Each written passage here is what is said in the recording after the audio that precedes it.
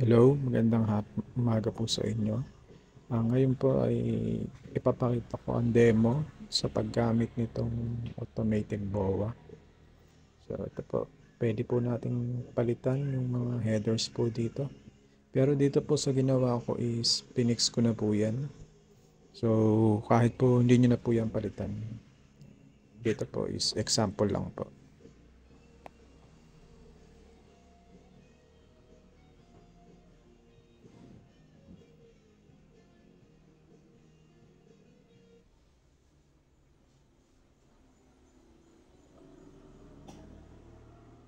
Po. So dito po tayo mag-i-input ng mga data po natin sa data entry. So ganyan po. Invoice number 001. Date. Input po natin yung date. Pangalan ng buyer natin. Input po natin. TIN number. Input din po natin. Tapos ito po is in-update ko po ito. Nilagyan ko po ng drop down. So may paglalagyan po kayo ng mga product dyan. Same din po dito sa item description. Quantity, unit cost. Tapos mag-total na po agad yan. Pupunta na po yan dito sa ating cash receipt format. Ano po yan. So dito po wala po kayong ilalagay dyan sa mga yan. Automatic po yan. Magpapa-update po yan dyan.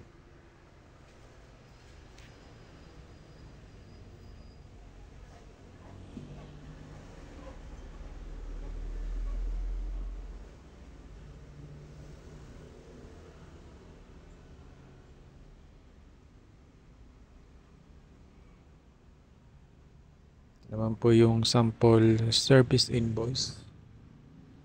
So pag pinlik nyo yung SI number, lalabas yan. Ito po is reference lang. May discount din po yan. Tapos po lahat ng details dyan.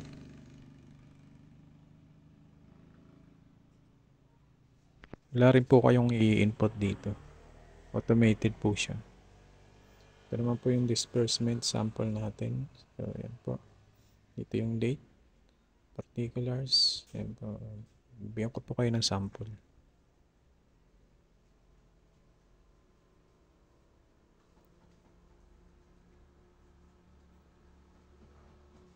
Nakakalink po yan sa journal natin. Yung disbursement.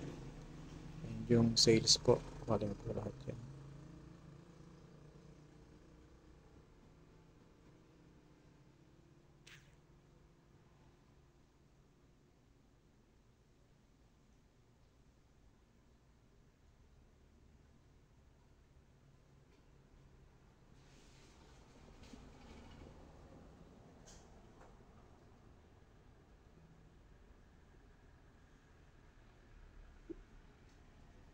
Input na po natin yung date.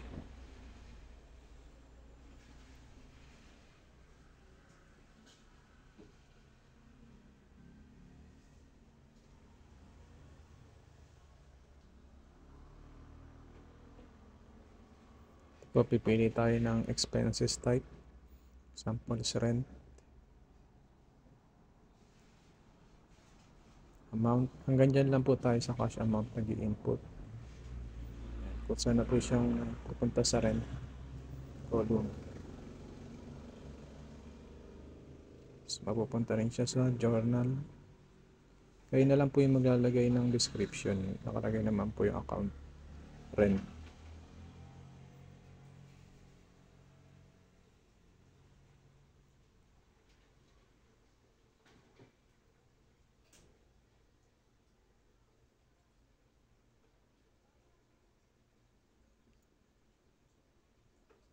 Yan po yung sample description.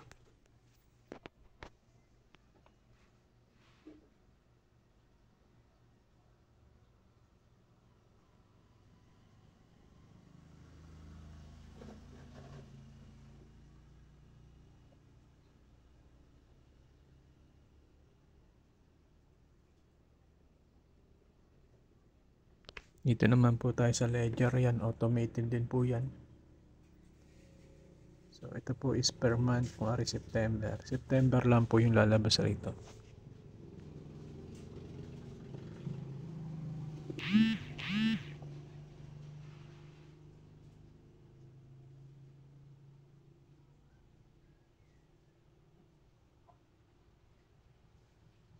Yung disbursement, dito po nilalagay yan sa disbursement title.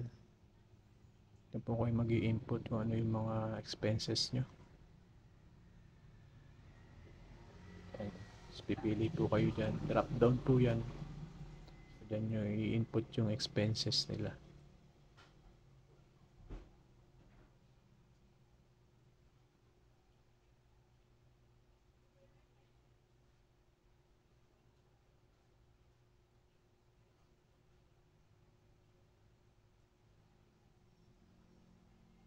Ito po yung tax computation naman. So yan, yung monthly sales nyo lang po, lalagay nyo lang dyan. Tapos compute po yan.